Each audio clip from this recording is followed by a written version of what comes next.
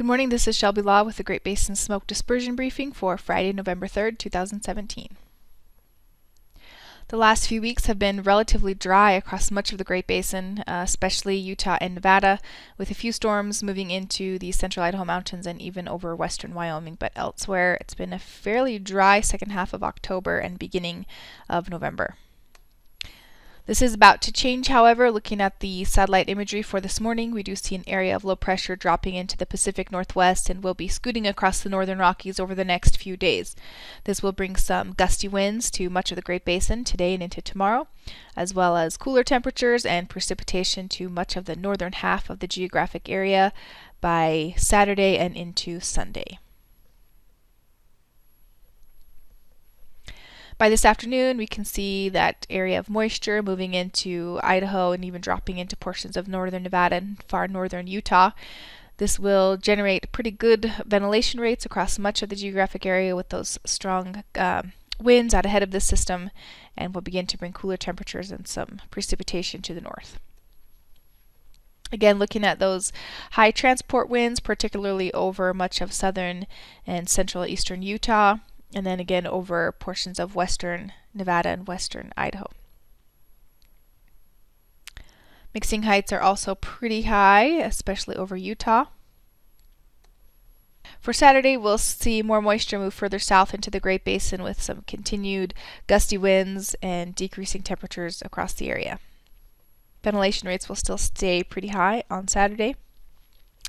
The strongest winds on Saturday will be centered once again over southern and central and eastern Utah, with gusts over 40 miles an hour expected. Mixing heights will also remain pretty high over Utah and even portions of central Nevada and up into western Idaho. On Sunday, this area of low pressure will stay with us for continued cool temperatures and the chances of precipitation remaining in the forecast for Idaho and into northern Utah. Ventilation rates remain high on Sunday, with continued gusty winds and high mixing heights over much of the geographic area. The clearing index forecast for the next 3 days is very good, very favorable for burning conditions with the gusty winds and high mixing heights. The 3-day precipitation accumulations are shown here, with most of the precipitation remaining over Idaho, western Wyoming, and across portions of northern Nevada and northern Utah. By Monday, we'll see a little reprieve from the storminess as that area of low pressure moves off to the east.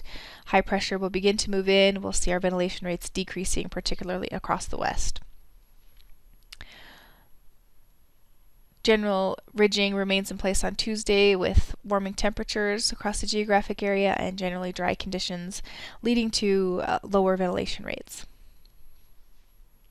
By Wednesday, we'll begin to see another area of low pressure developing off the west coast.